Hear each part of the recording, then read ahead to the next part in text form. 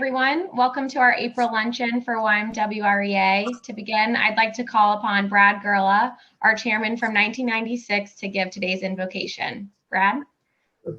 Thank you, Caroline, and thank you to the board for the amazing job you were doing. It was really so inspiring to see that you have continued our tradition, regardless of the circumstances, of making our city a better place while upholding the highest standards in that industry. Each virtual luncheon has been so informative, and I'm really looking forward to hearing what today's panel has to say. I am confident that with the way things are trending, it won't be long till we are all back at the University Club, enjoying the face-to-face interaction with our fellow members of the Young Men's and Women's Real Estate Association. With this, I urge you all to continue to stay involved and active in the WMYWRA, as it represents the best of the best in our industry. It has unequivocally helped me throughout my career, and I guarantee it will further your career. I have lived through a couple of the crises that have rocked our industry and city, but each time New York City has bounced back better than it was, and I have no doubt that this will be the case this time around. So let's continue to keep the glass half full, think positively, work hard, look out for others who are less fortunate, and do the right thing for your family, your business, and most importantly, yourself. As the recently departed rapper DMX said, "Every day I get closer to God. Every day my will to do the right thing gets stronger." Thank you and God bless. Thank you, Brad. I would now like to recognize the former chairman in attendance today: Dennis Carr, Nikki Harriet, Brad Gerla, David Coppell, Mark Lazan, Greg Shanker, David Browse, Bill Montana, Rob Fink, Lindsay Ornstein, Lenny Lazzarino, and Laura Jackson. Thank you all for your continued support. In terms of announcements, I hope you all saw our email regarding the upcoming virtual meet and greets with the City Council candidates. We have partnered with REBNY on the Your Voice, Your Vote initiative to help the real estate industry make an impact in upcoming New York City elections. Please keep your eyes out for emails for additional virtual meet and greets with candidates, and we encourage you all to attend. Lauren Calandrillo, our vice chairman, will now discuss the upcoming events.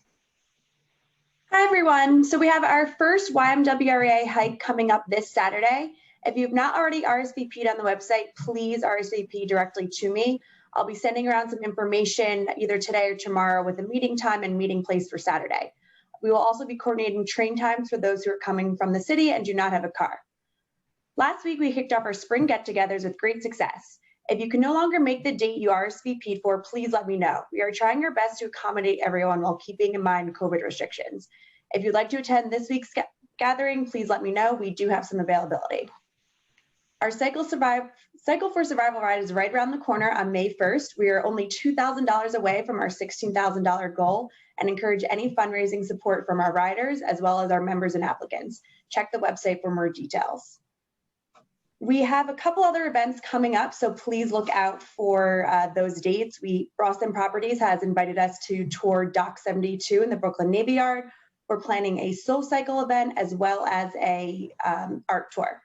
Lastly, Rebuilding Together NYC, an organization that YMWRA supports and helped clean a garden in Brooklyn this past fall, is hosting a diversity summit through their She Builds group led by former chairman Laura Jackson on April 28th. We'll post details on the website shortly, or you can reach out to Laura for more details. Thank you. Thanks, Lauren. I'd now like to welcome our logistics and industrial panel for today. The panel includes Andrew Chung, founder and CEO of Innovo Property Group, Richard Conniff, co-founder of RXR Logistics, and John Garrigan, principal and co-head of acquisitions at LBA Realty and Logistics. The discussion will be moderated by Rob Kosar, vice chairman and head of the Northeast Industrial Region of JLL. We'll be saving a few minutes at the end for audience questions, so please submit any questions you have via chat or the Q&A link.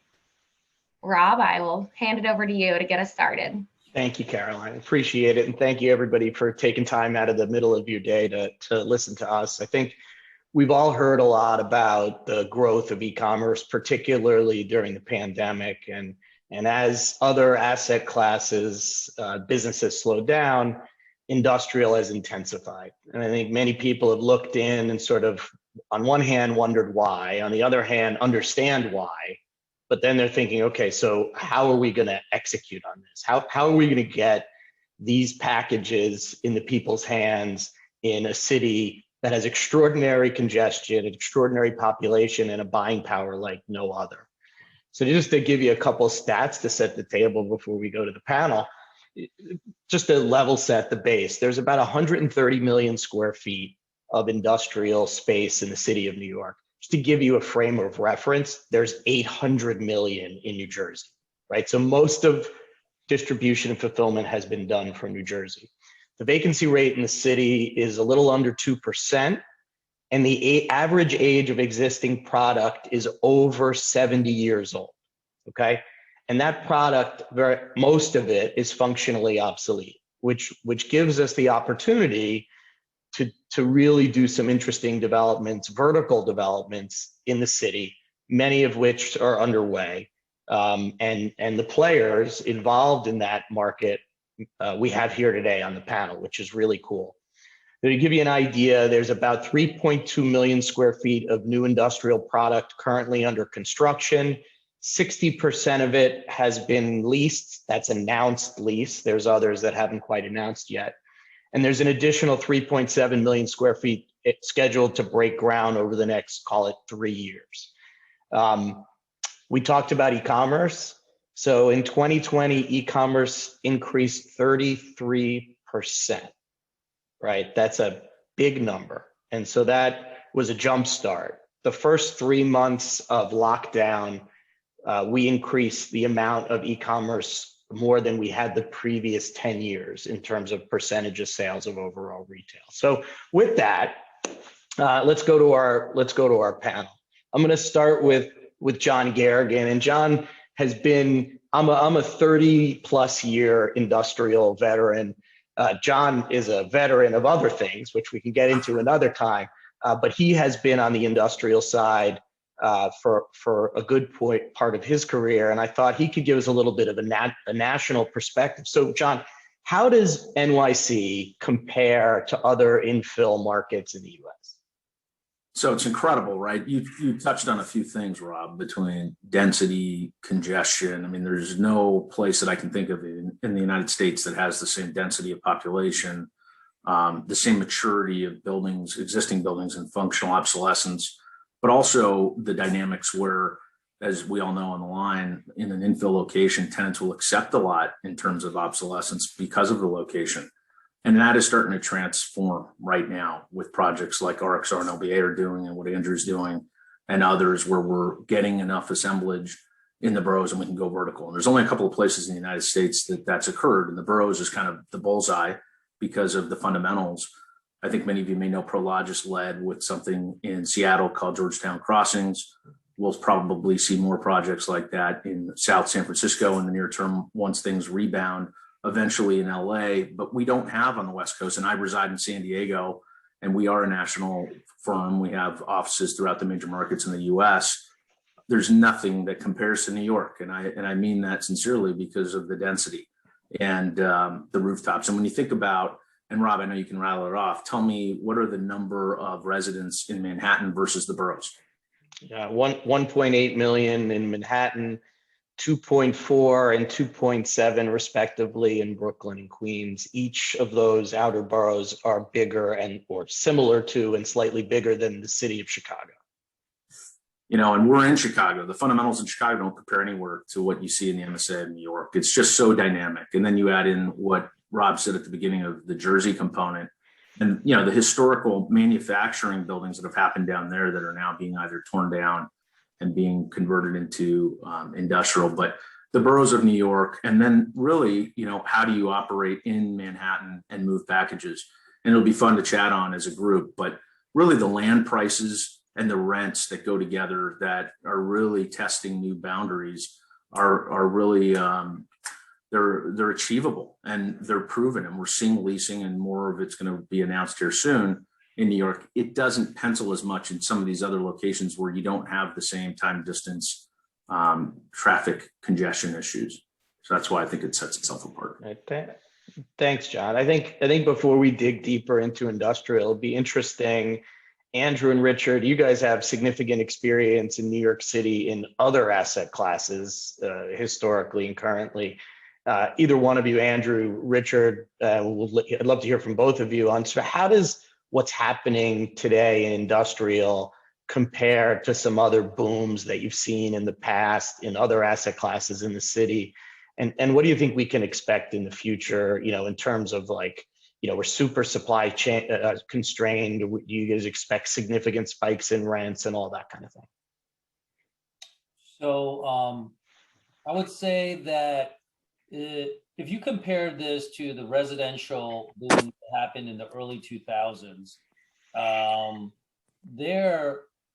it's an interesting dynamic because you basically had no residential construction during the 1990s.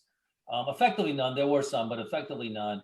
And I don't really know a lot of people that know this stat, but in the early 2000s, there was only 53,000 condominium units that existed in all of New York City, among all the boroughs. And that's because co-ops in 1980 were really the preferred form of, let's call it, home ownership from a high-rise building perspective. So you had this massive supply and demand imbalance, but you had the common view being co-ops were better than condos. Although if you really took a step back, condos are better than co-ops all day long because you actually own your four walls. You had common views of certain neighborhoods as being, oh, that's a good neighborhood to live in. Oh, you would never live in that neighborhood, so you can never build in that neighborhood because no one would ever go there. But you had this urbanization trend that was happening where thousands and thousands of people were moving into the city. And then you had very low interest rates coming out of the 2000 recession. And you had low land prices and you had functionally obsolete product.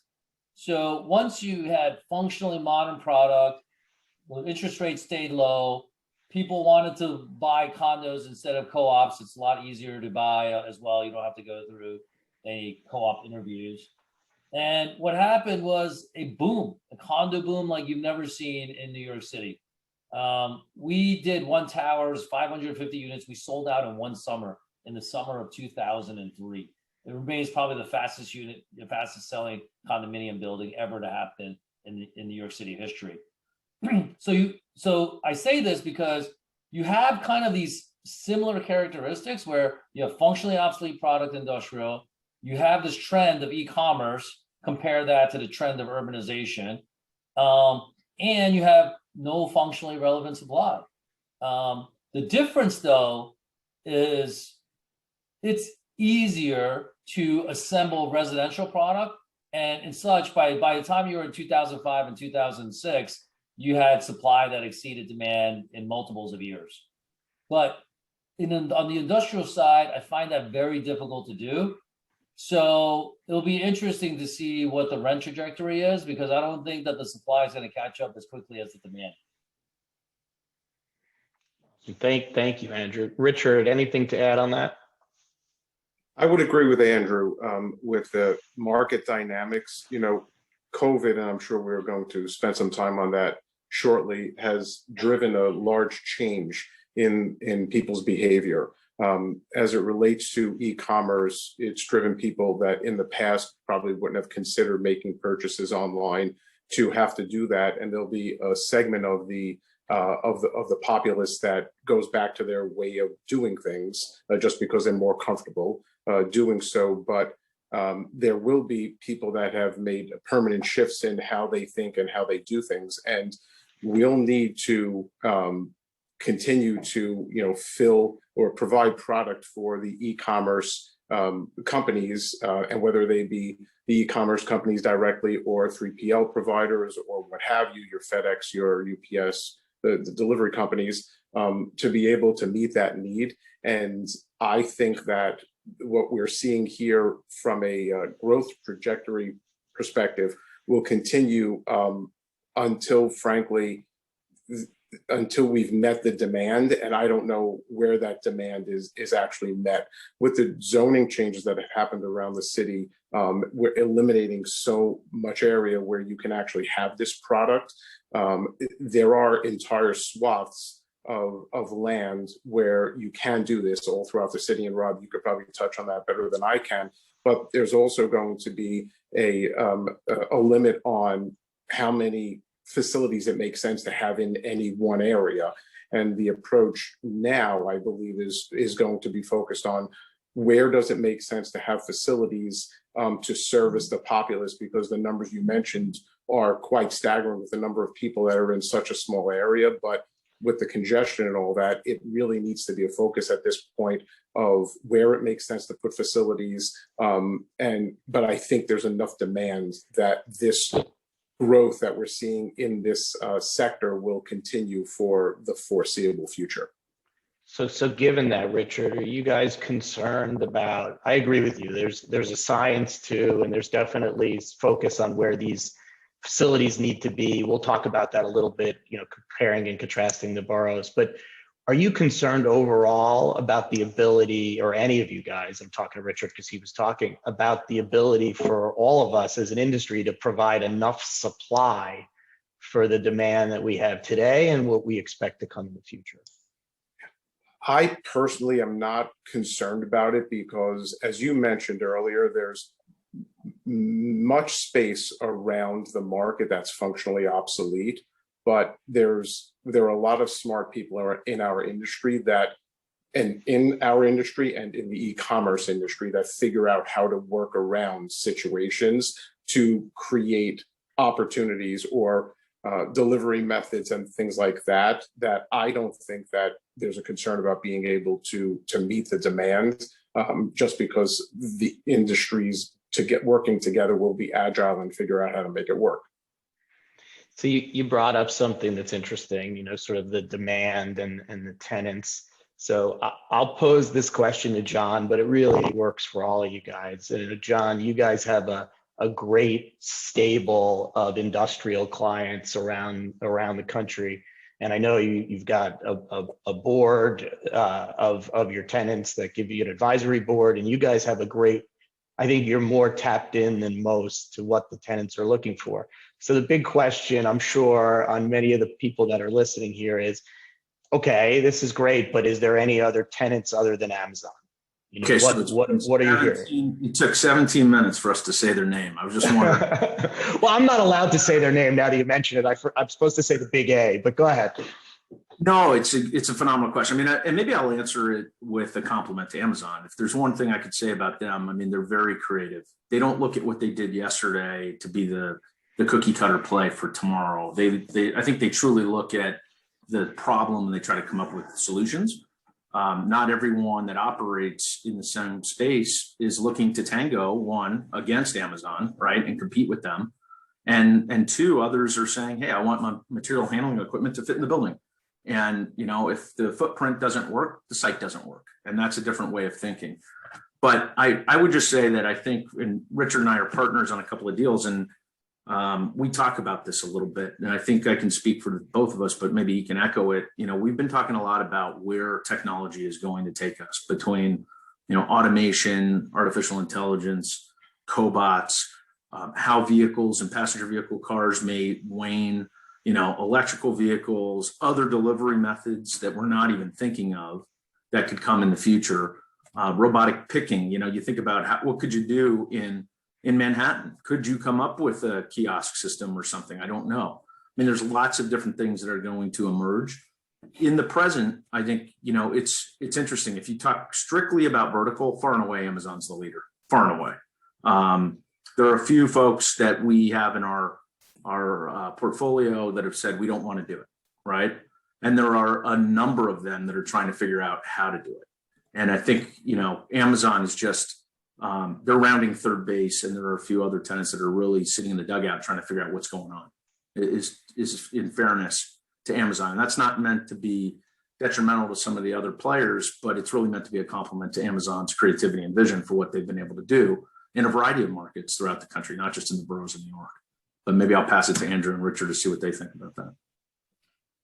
Thanks, John. Super insightful. Rob, I think there's a couple of things going on. Amazon is also not just one company, right? They have many divisions, so it's not really just Amazon. I will say as well that Amazon is definitely forward-looking, but it's also easier to be forward-looking when you have a blank slate, you don't have any existing infrastructure. So you don't have existing supply chains. So they looked at, you know what? We're not saddled with, let's go, billions and billions of dollars of existing infrastructure, existing supply chains, of how we've done it before, how do we change? It's like, well, if we had a blank slate, what would we do? And it's sometimes easier. It's interesting in real estate, a lot of people, and I personally agree with it, it's easier to build something new than to retrofit something, especially like a residential project. You actually don't know what you're going to find behind the walls.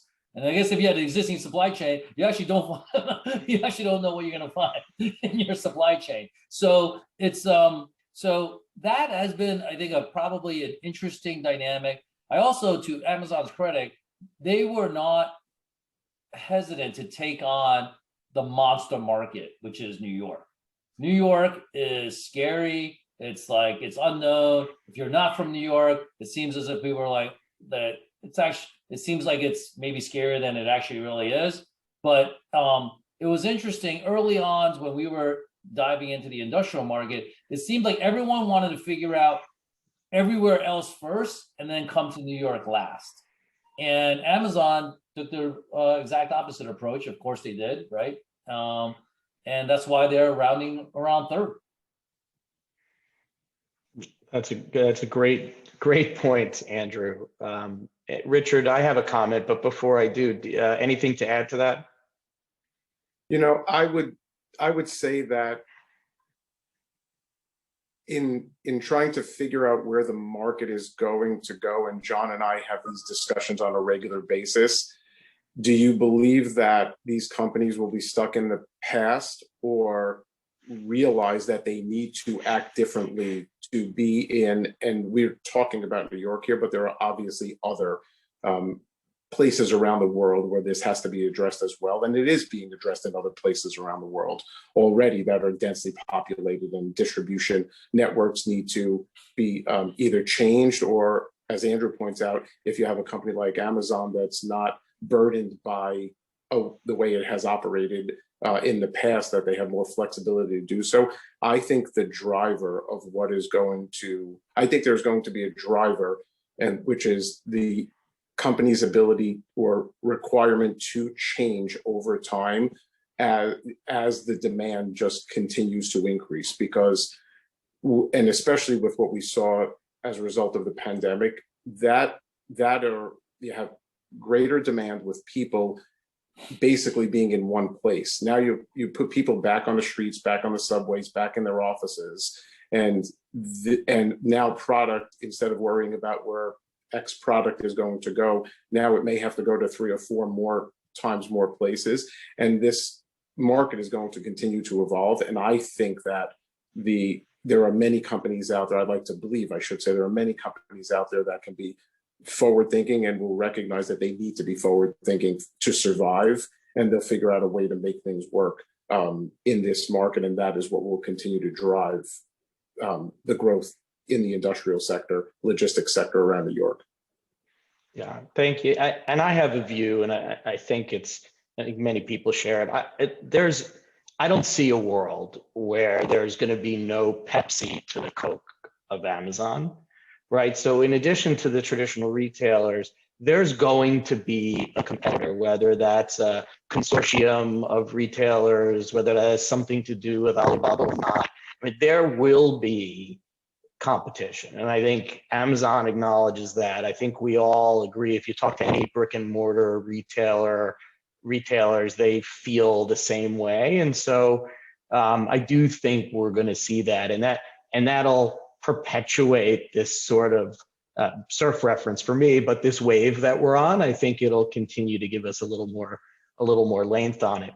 I want to pivot a bit because I mean, those of you listening to this or watching this today, you have the benefit of actually some really super early innovators on multi-story developments on this call, on this Zoom. So I'm largely credited, or my team is largely credited, for helping to innovate this asset, this niche, if you will, this asset class. But the truth is, Andrew Chung is the one who came to me, and said, I have this idea for a multi-story building. And I'm like, first of all, who is this guy?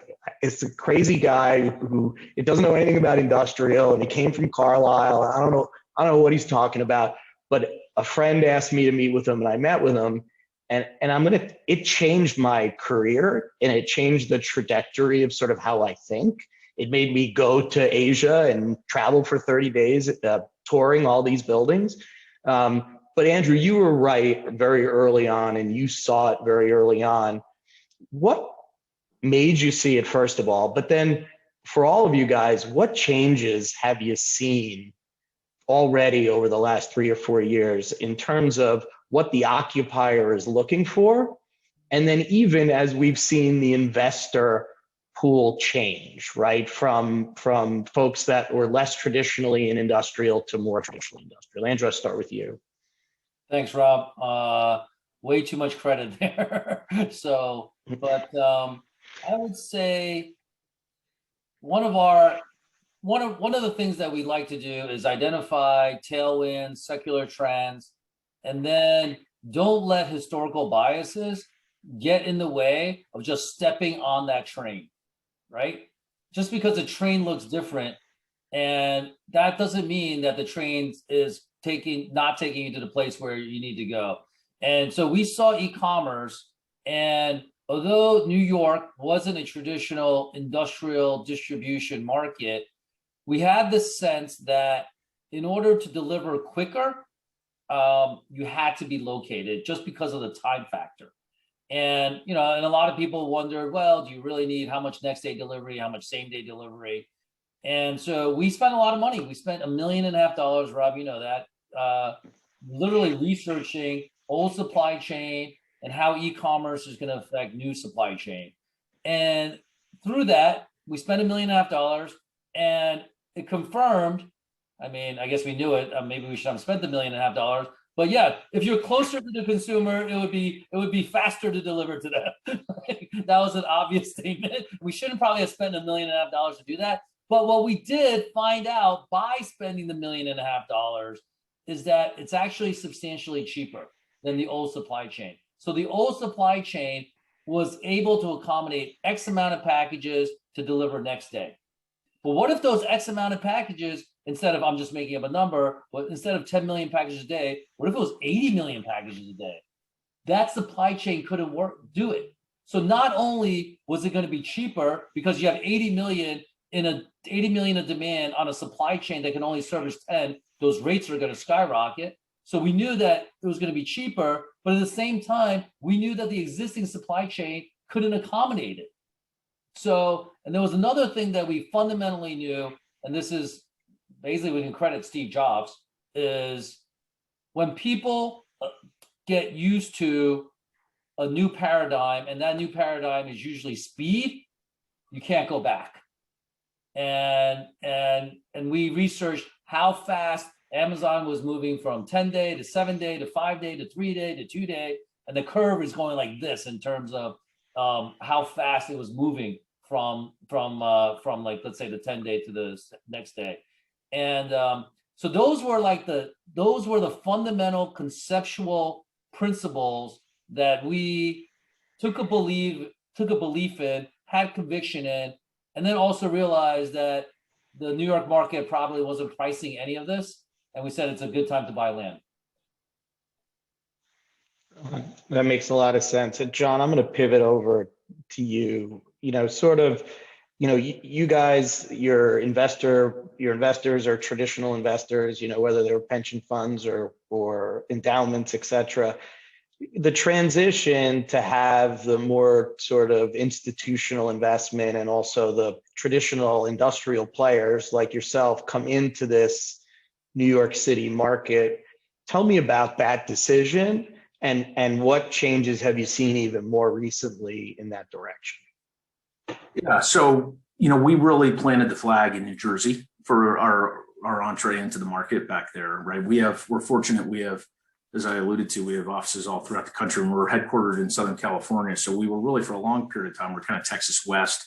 We expanded into Chicago, and then we said, hey, we need to get into, arguably I think it's the second largest industrial market in the United States, which is the New Jersey, New York market. So we decided we were going to plant the flag back there, and we did. And as a result, the boroughs of New York, which is kind of what we've been talking about here, is just an essential component to it. And, for us, and I'll say, when I first came out to Jersey to look at industrial, I was actually born in New Jersey, even left there a long time ago. But when I came out to look in the Meadowlands, and I got out of my car for the first time, and I said, okay, what are we looking at? And they said, this is an A building for the Meadowlands. And I said, oh, okay. I need to readjust my gyro, because this is like a C in Southern California, but I get it. And, and that's for us and our investors, there's no question. It was not a big education process. It was a natural progression for us to move in. And what you alluded to, Rob, with our customer base, knowing that many of them were operating in and around Jersey and the Eastern Seaboard, where they were asking us regularly, do you have a solution for us? We have a requirement in this market. And it was just, transparent, or that's not the right word. It was, it was very self-evident that we needed to step in and make a splash and make sure that we had a foothold in the marketplace for us. And the borough's just an extension of Jersey. Richard, anything to add? Thank you, John. Richard, anything to add to that one? So it's interesting. John's comments made me think back to the late 90s and the early 2000s, where we had, at different points in time, over 20 million square feet of industrial space that we were invested in.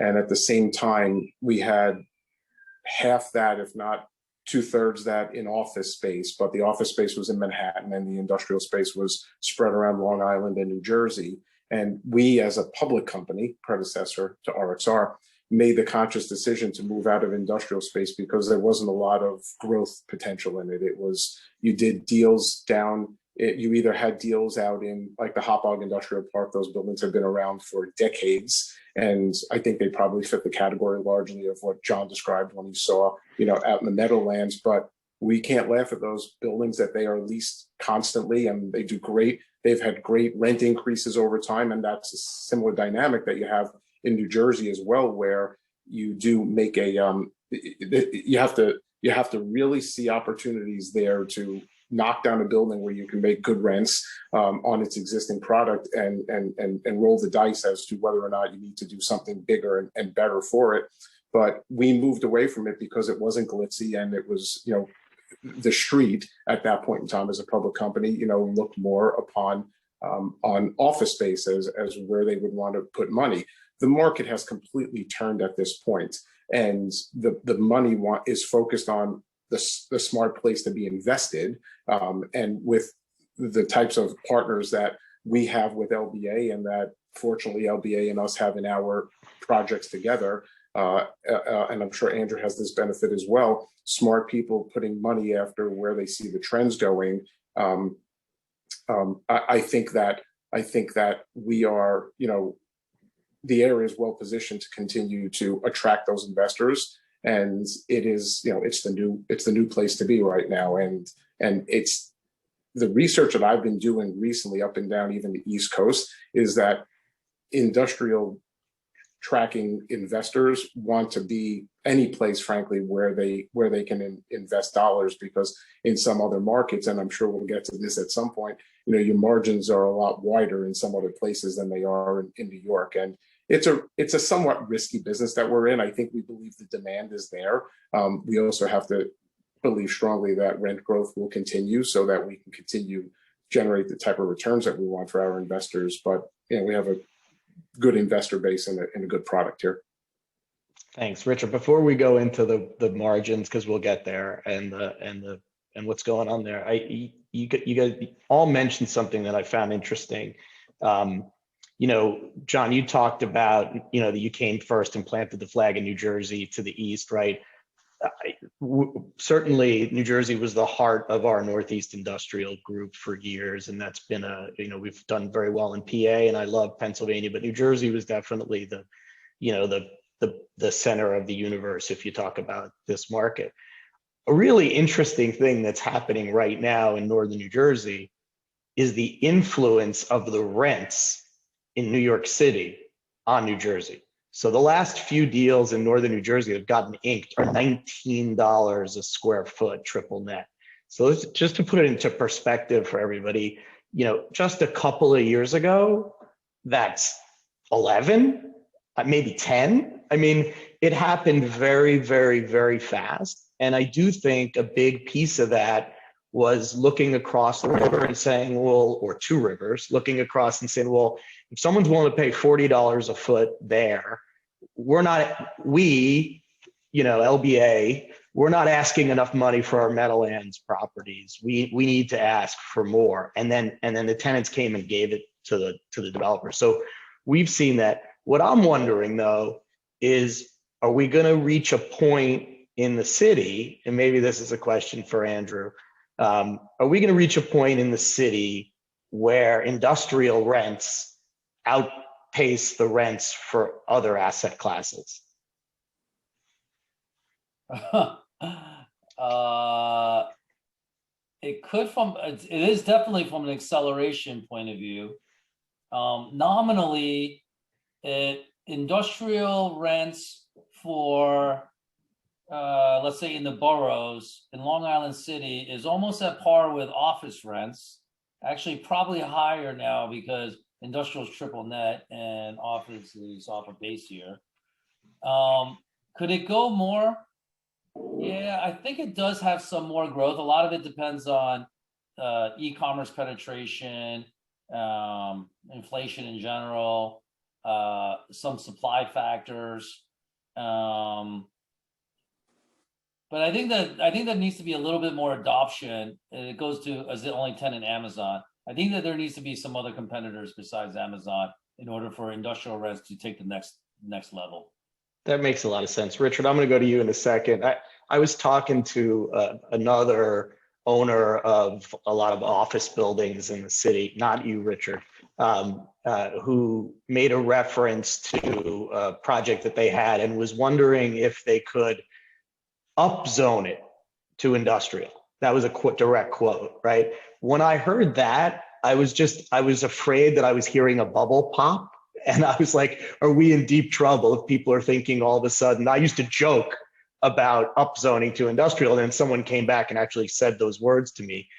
Richard, what's your view on it? I mean, you've been in the city for a long time, certainly heavily in the office building business. I mean, how do you see this all playing out?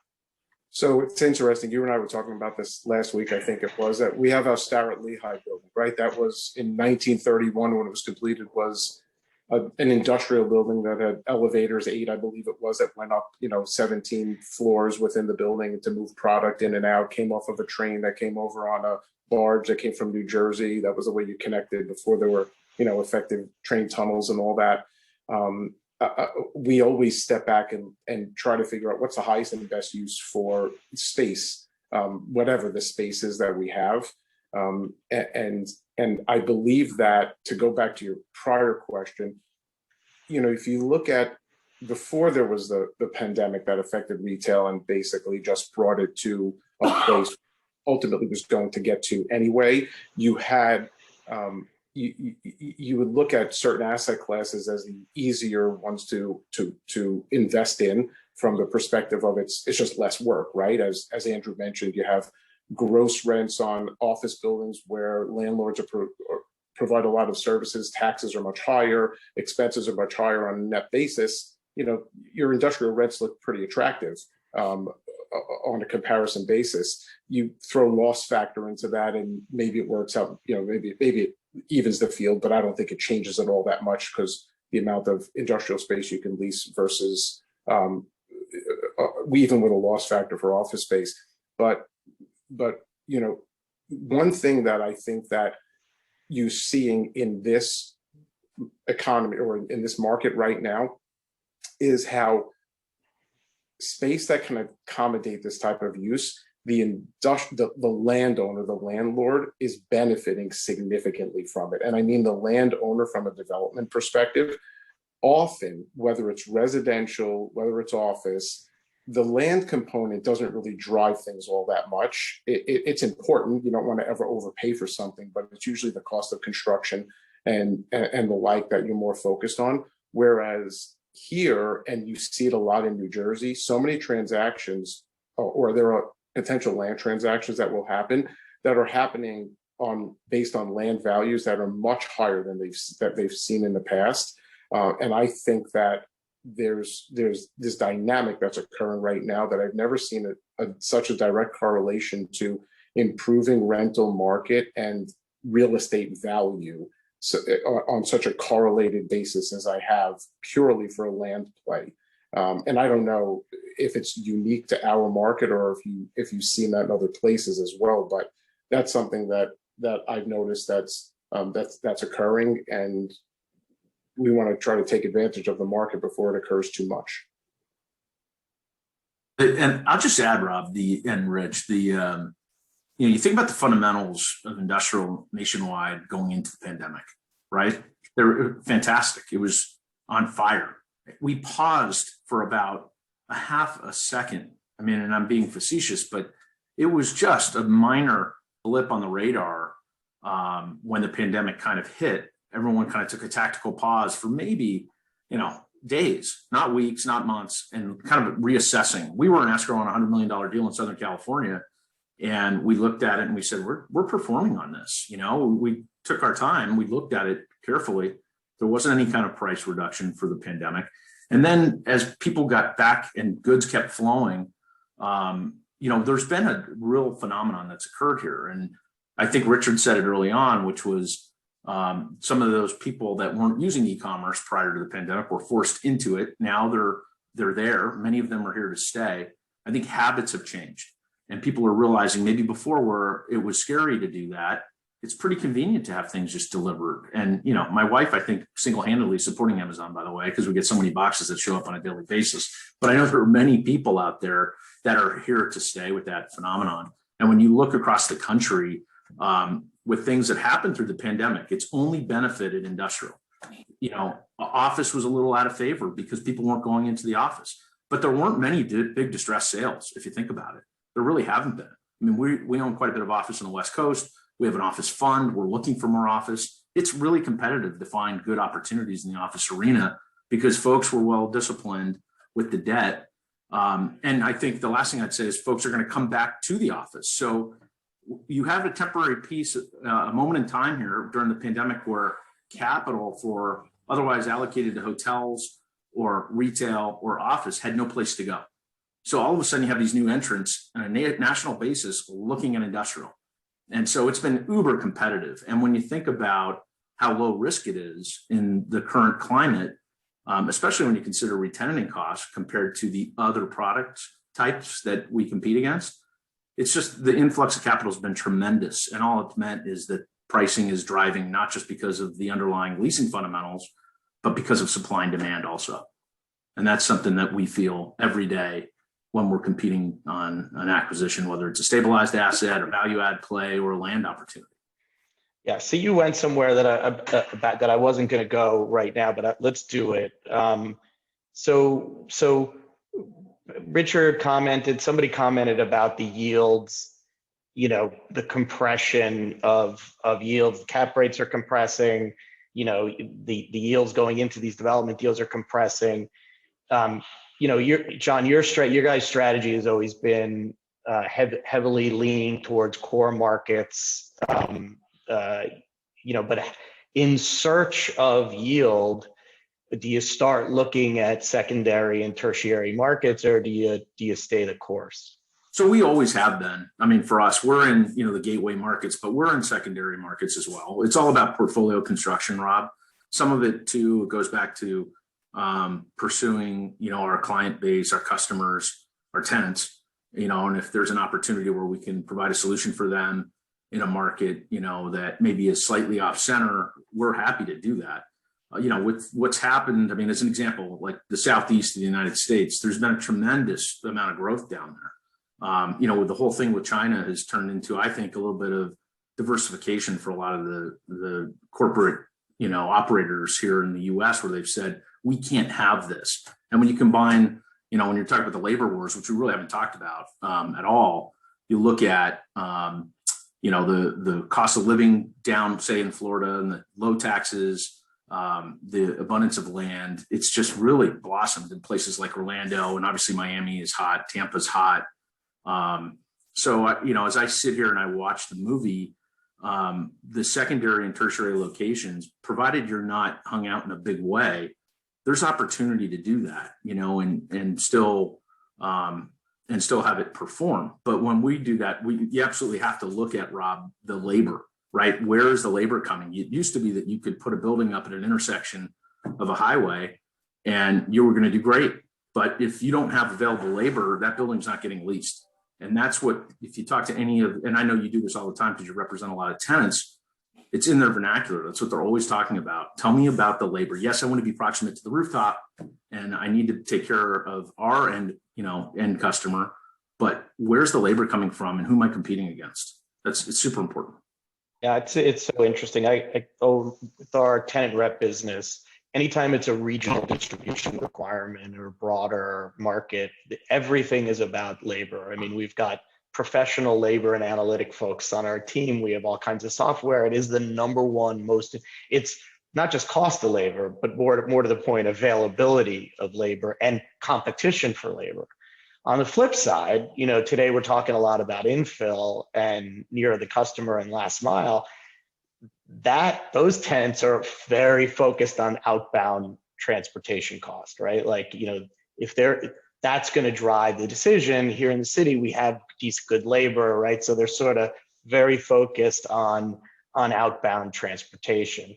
So to that end, I'm wondering, the three of you have developments in the city, bringing it back to New York City, have developments in the city in various boroughs. I'm wondering if you have opinions on the boroughs versus one borough versus the other. And then if someone wants to tackle what they think may happen in Manhattan in industrial, I'm interested to hear that too. I'll leave it to the three of you. I won't direct that to any one person.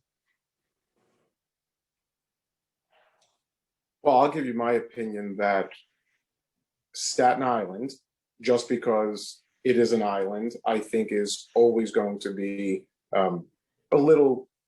it's going to act a little bit differently than other places around the city. It's densely populated, but it's not as densely populated as other areas. I would think that Brooklyn and Queens are going to act fairly similarly. I think the Bronx is a place where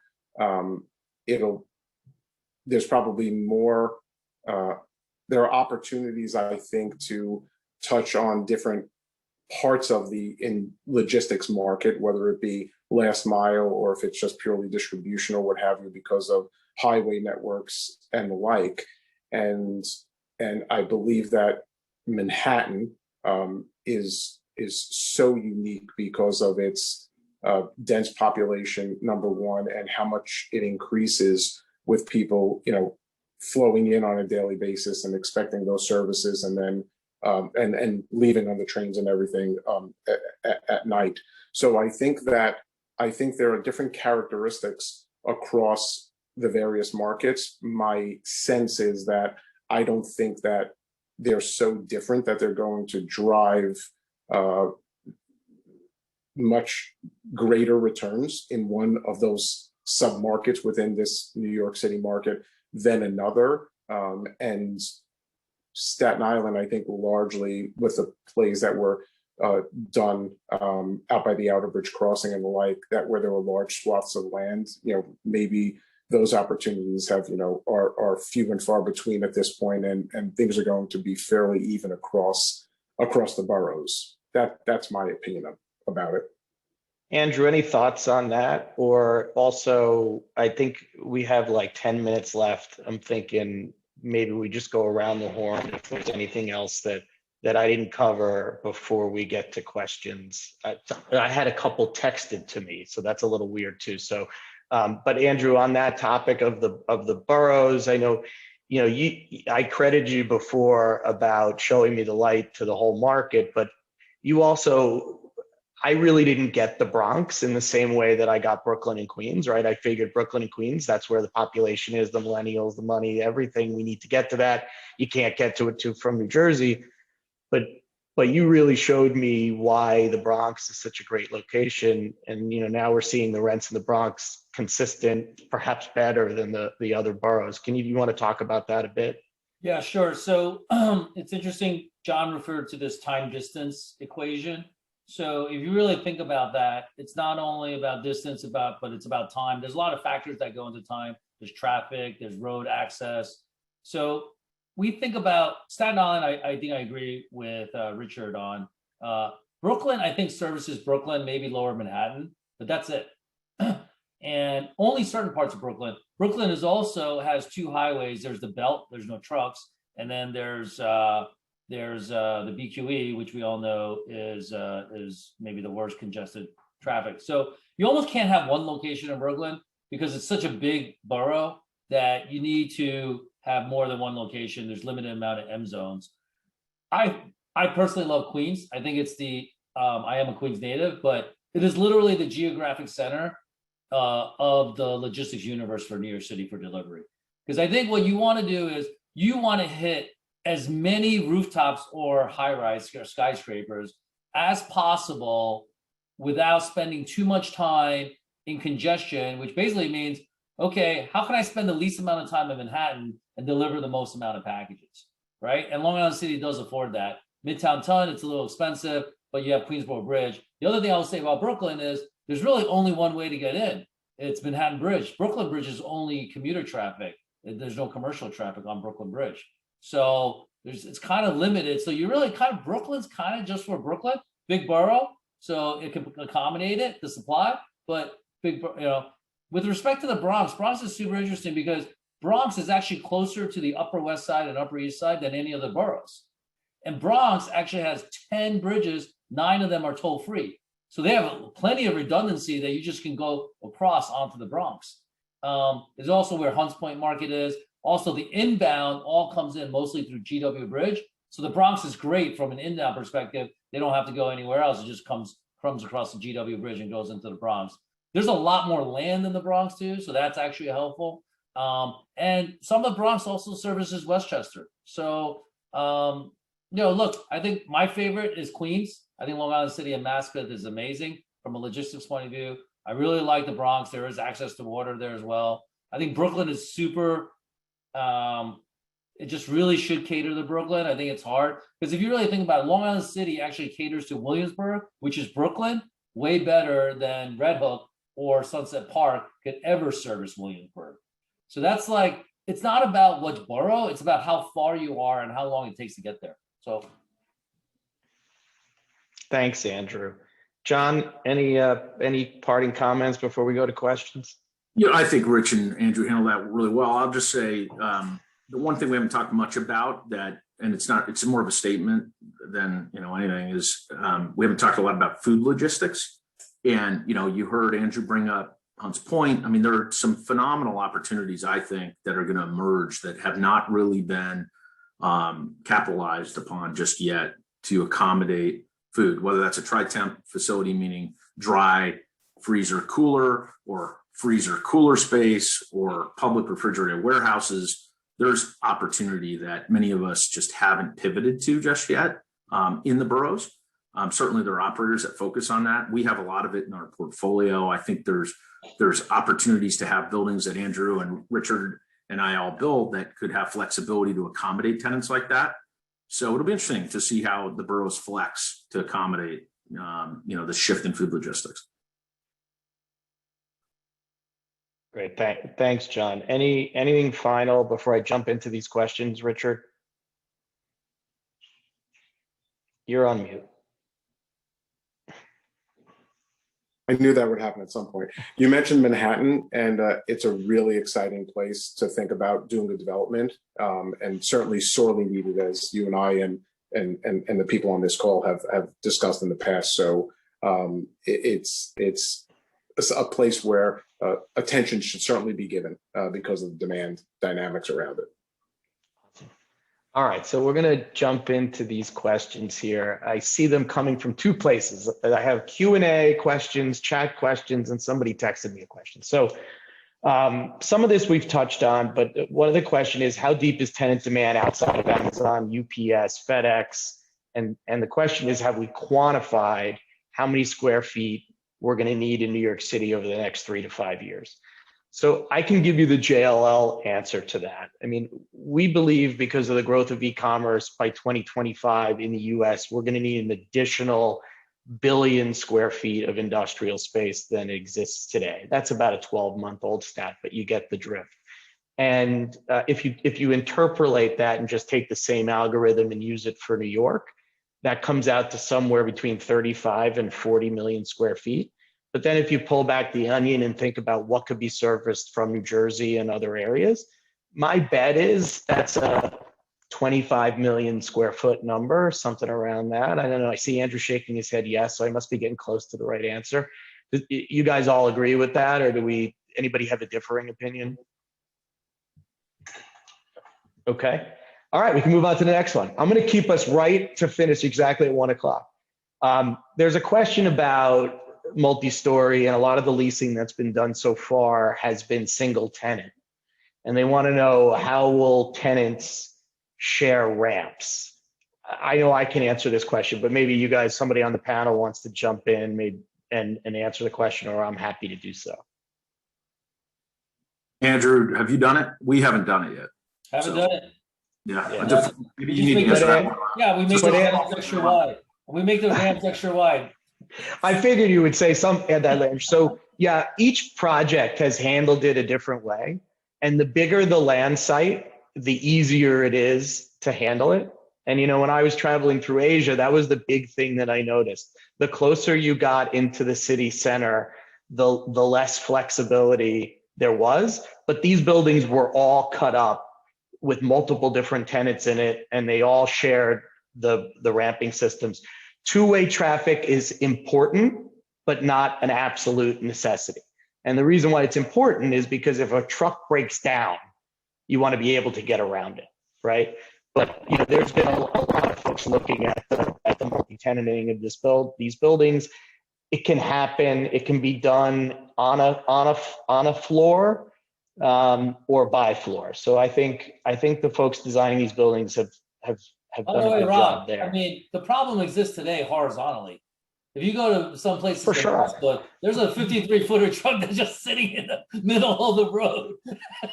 So Yeah, yes. same problem Listen, John referenced the Meadowlands. You know, we have a ton of buildings in the Meadowlands that have clockwise loading and only one entrance in. So that means that all of the truck drivers need to do blind side loading. For those of you guys that understand industrial, that means they're looking out of their rear view mirror on the passenger side. That means they're going to bang into the building. They're going to bang into the other trucks. There's going to be all kinds of issues. So you're right. We have it everywhere, and we just have to overcome it. What do you think New York City land good for industrial? The question is, what do you think New York City land for industrial in the future will trade for per FAR? I'll leave that to you guys. What is it today, guys? What is it today? We're already breaking records, right? Every week. Yeah. What is it today? 180, 200? Yeah, I think it's safe to say, you know, I mean, we're seeing on some things, depending upon you, if you interpolate a recap, we're seeing it in the, you know, certainly above $200 a foot. I think it's tracking that way. It'll end up $300 a foot, something like that. But remember, there's a zillion different ways to look at this, right? There's rentable area. We get one rent for parking, a different rent for truck courts, a different rent for the warehouse buildings themselves. There's ZFA. There's the metrics. You can really massage the numbers to come up with any, you know, a different number coming from a different source. So I agree with you. We have 1 minute left. I'll summarize a bunch of the other questions to one. You know, technology, self-driving cars, you know, electric vehicles, all of that. Is there any, for the panel, is there any sort of technology coming? John, you mentioned the robots, the Kivas. Is there anything coming that keeps you up at night and worries that makes the buildings that we're building, you know, obsolete? Not for me. No, I think though, what we need to be conscious of are opportunities like Rich and I have talked about. When you think about uber dense locations like Manhattan, how do you operate, right? When you think, we spend a lot of time talking about vertical industrial, but that's not all that we all do, right? And by the way, I want to make it clear to the panel. I mean, if you see a single story building that's functional in any way in the boroughs, call me, because I'm excited to talk to you about it. It doesn't just have to be vertical, but you know, when you think about in Manhattan or places like Tokyo, which is a great example, Rob, that you brought up. You know, historically, we've talked about, okay, how big are the trucks? But if you can eliminate certain aspects, whether it's, you know, automatic picking or robotics or, so, I mean, technologies I can't even think of today, you might be able to operate in locations that we currently don't have solutions to. And that is intriguing to me. So I'm not fearful. I'm more, you know, looking at it from an opportunistic perspective to see who's going to lean in and do something a little more creative. Because historically, we've said when you talk about vertical, you kind of need 4 acres, you know, plus or minus 4 acres minimum in order to do what we've historically done with ramping. And that's what you'll generally hear. So it's, you know, question becomes, what do you do with an 1.5 acre site to make it functional? Is it a skinny tower that's an automatic picker? And how does that work for the goods coming in and coming out? John, thank you. I want, Caroline, I went 1 minute over, and I know I promised you I wouldn't. I just, before I turn it back to you, I just want to thank all of you guys, Andrew, Richard, John, for taking the time to join me today on this. I had fun. I hope it was meaningful for everybody listening in. Caroline, I'll let you close it out. Thank you for having us. Great. Thank you, Rob. And yes, thank you, Andrew, Richard, and John. This was wonderful. Really appreciate your time and your support of our organization. And to the audience, thank you for listening as well. And we will see you all in a month. Thank you. Thanks, Rob. Thanks, Andrew. Thanks, everyone. Good job. Goodbye. Bye. Bye.